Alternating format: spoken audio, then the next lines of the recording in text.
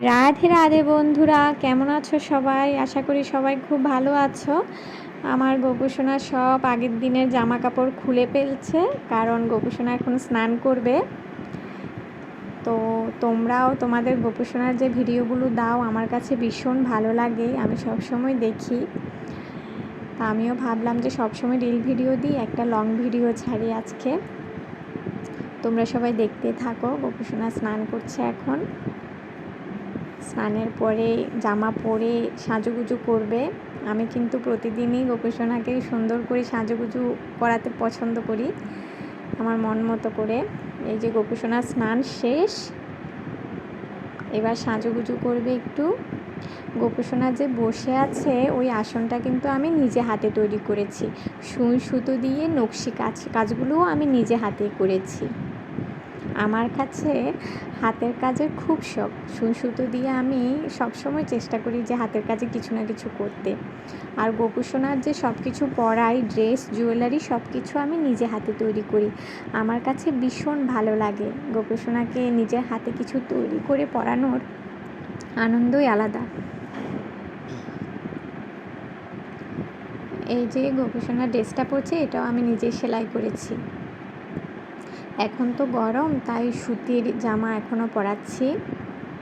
সুতির পাতলা জামাগুলো, ওগুলো পরতে গোপুসোনা এখনও কমফোর্টেবল ফিল করবে, কারণ এখনও গরম পড়ছে।